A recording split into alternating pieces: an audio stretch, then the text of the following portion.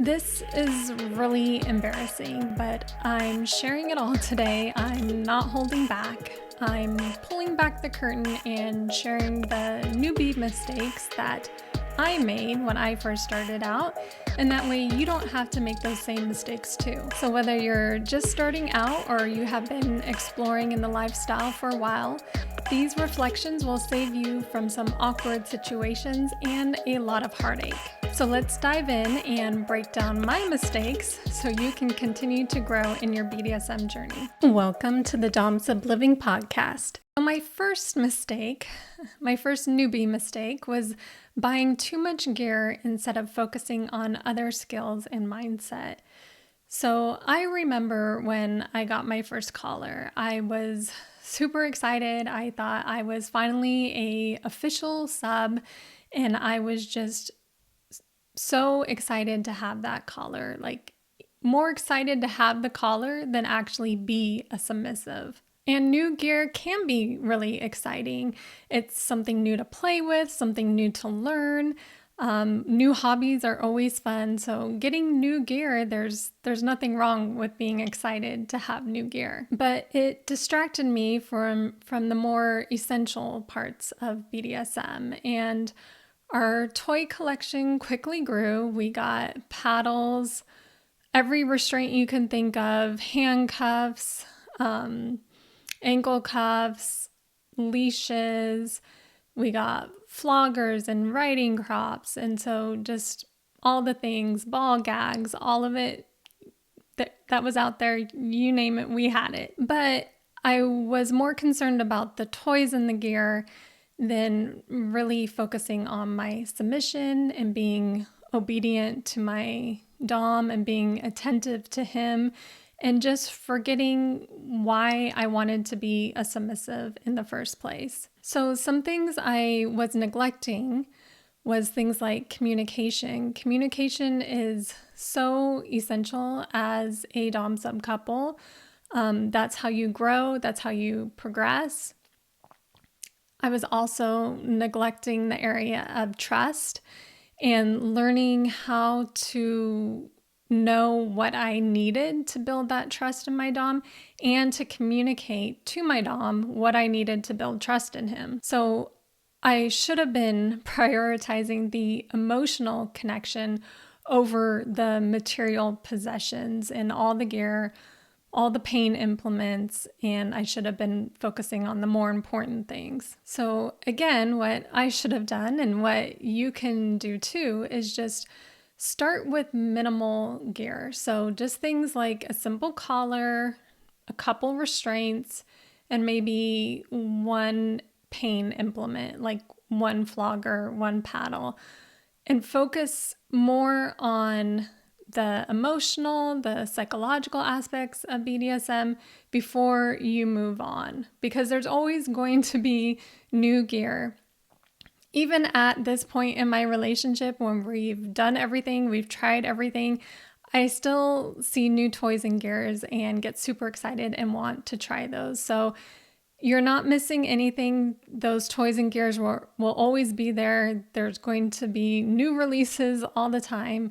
So have that good foundation first before you start building your toy collection. So again, just keep focusing on building those essential skills like dominance, submission, control, all those things, obedience, and just really understanding basic BDSM principles like consent and safety before you move on to more and more complex gear. So that was my first mistake, buying too much gear instead of focusing on other skills and mindset. So my second newbie mistake is probably one that you know I'm going to say, and that was topping from the bottom.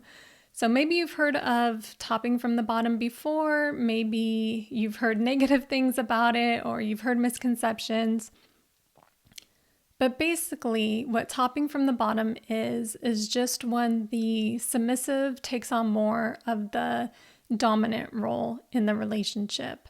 And there can also be bottoming from the top, where the dom kind of takes on a more submissive role in the relationship. I really struggled with this in the beginning because honestly. I am very feminist. I am pretty stubborn and independent. And so this was hard to kind of give up some of my own preferences and really look to my dom to take the lead. So how this manifested in our relationship is I would really start to dictate things a lot. And when my dom would, say what we were going to do, I would kind of just be like, well, actually, I thought maybe we should do it this way. And just kind of try to bend him to what I really wanted. And then another way it manifested is I safe worded a lot. So let me say, first of all, that safe wording is extremely important. It's a way for a submissive to stay safe, and a dom should always respect their sub safe words. So only the submissive knows if they are really truly safe wording because they are at their limit or close to it. But what was happening in my case is I was safe wording all the time just because I was either lazy, didn't want to do something, I was just feeling a little uncomfortable, or I just plain didn't want to do something. So I would say red, like, wasn't that I was at my limit, it wasn't that I was even close to my limit. It was just that I didn't want to put forth the effort and do what my dominant was wanting. And so why this is such a problem is because it can frustrate the dom because they're trying their best to be dominant, to take the lead. And if the submissive is constantly pushing back or just safe wording, just a safe word, doesn't really have a good reason. Again, I'm not saying at all that a sub should not safe word. I'm just saying that only the submissive knows if it's truly genuine. But the bottom line is that topping from the bottom really just makes the dom less enthusiastic to take the lead over their sub. And it kind of just takes away the whole point and the benefit of being a sub. I wanted to be a sub, so my dom could take the lead, that I could be useful to them and they can use me. And me topping from the bottom just undermined all of that. So there was really no point to my submission anymore. I wasn't getting what I needed. He wasn't getting what he needed.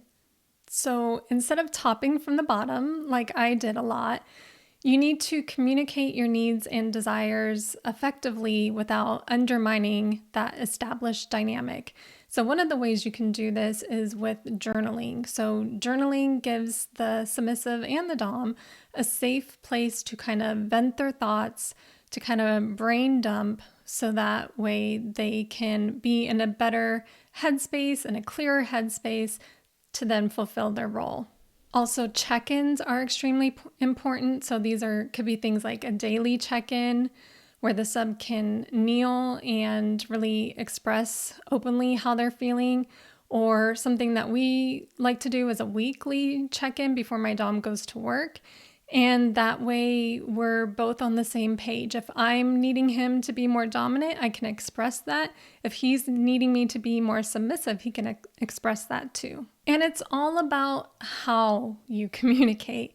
So being respectful, recognizing your partner's role, these are all things that go a long way. Also using your partner's honorifics. So if you call your partner sir, or if you're DDLG and you call your partner daddy, or you're the dom and you call your partner baby girl or little one, using those honorifics can really help to keep you in the mindset and keep you from topping from the bottom. So that was my second newbie mistake, topping from the bottom.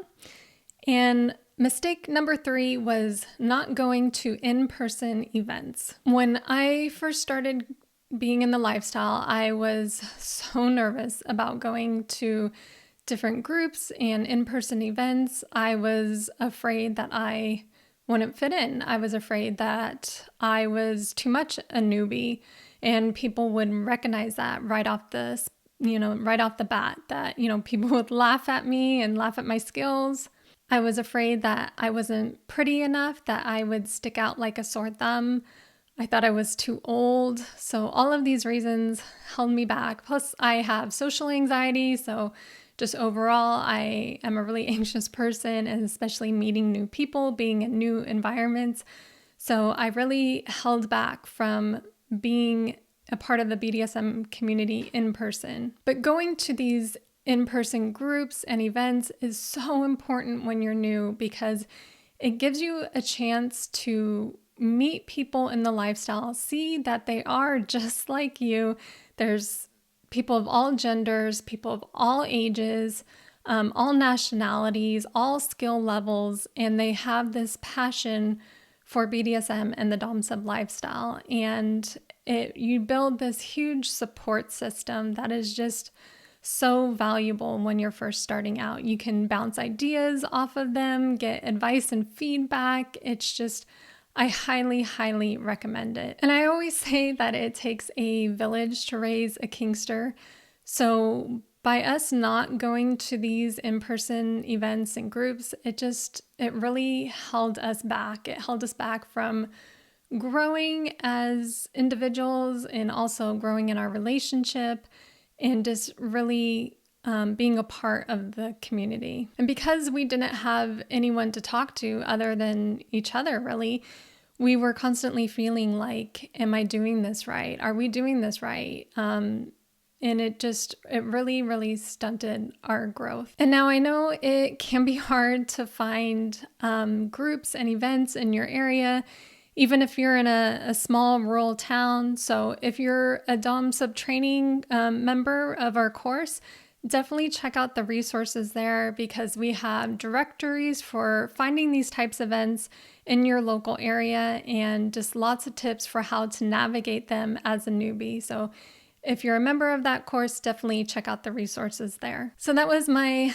third mistake, which was not going to in-person events. Now, my fourth newbie mistake was putting too much reliance on my Dom. So within a Dom-Sub relationship, independence and personal responsibility is so important. I try to remember that I'm a submissive first and a partner second.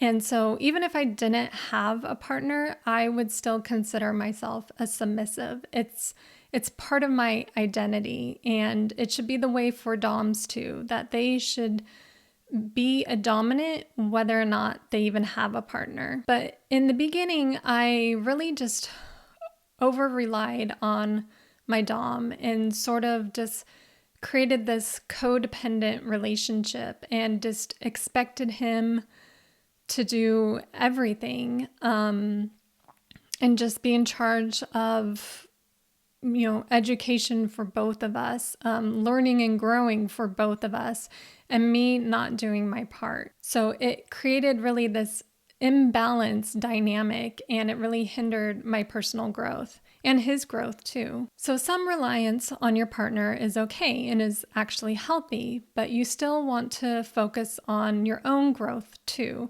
and not just your relationship either. You should be concerned about your own individual identity too, and what you want out of your role. So some ways to do this, even if you're a Dom or sub: have hobbies, make friends. So friends in the community, even have hobbies that are, part of the lifestyle. Things like self-tying, exercise, meditation, tons of forms of self-care. These are all really, really good to, again, build that foundation so that you don't have that unhealthy codependent relationship. So that was my fourth mistake, which was putting too much reliance on my Dom. So my fifth newbie mistake was quitting every time it got hard.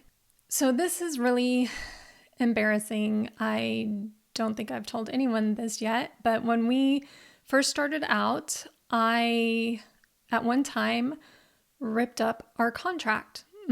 And I ripped it up more than once. So when maybe we had a disagreement or I wasn't getting my needs and wants met, and instead of communicating maturely and having discussions and being patient, I was very bratty, and not in a good way. I would just rip up the contract and say, it's over. I'm not doing this anymore. And part of the reason why I did that, looking back, was just practicing BDSM. It's emotionally intense. It's not for the faint of heart. It's very hard.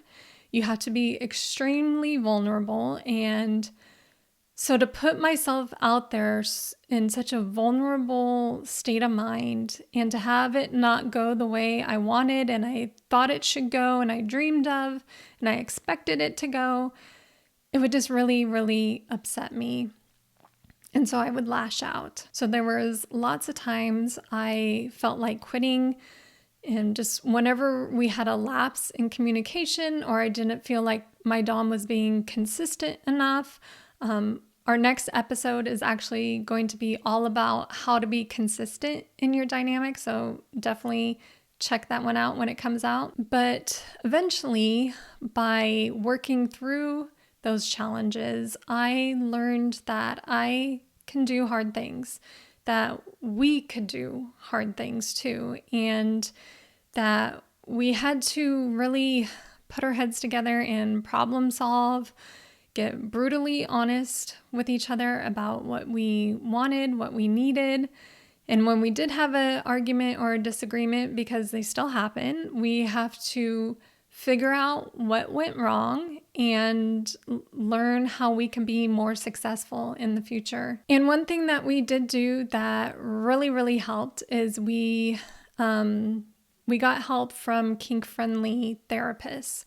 So, psychologists, counselors that were kink-friendly, and that can really help us work out these issues that we were having in the beginning of our relationship. And again, if you're a member of our Dom Sub training course, check out the resource section, because we have links for how to find kink-friendly therapists in your area. So definitely check that out. But so perseverance, communication, seeking support from the community and from kink-friendly therapists, all those things were really vital for getting to where we are now, which is a healthy Dom-Sub dynamic, a fun and kinky dynamic, and we are 24/7 full-time TPE, and so we're in a really good place. So those were my 5 newbie mistakes. So number 1, buying too much gear instead of focusing on other skills and mindset.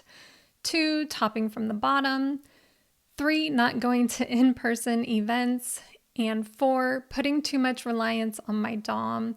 And 5, quitting every time it got hard. So I want you to approach your BDSM journey with an open mind and just be willing to learn from your mistakes and learn from your experiences so that you can grow and evolve to whether you're a dom, a sub, or a switch. And feel free to reach out to me and share your experiences. And you can also give your own newbie advice in the comments too. And remember, you can take our kink personality type quiz that will tell you not only where you're at in the spectrum of the BDSM lifestyle, but it also gives you a personalized action plan so you can make real progress as a dom or sub.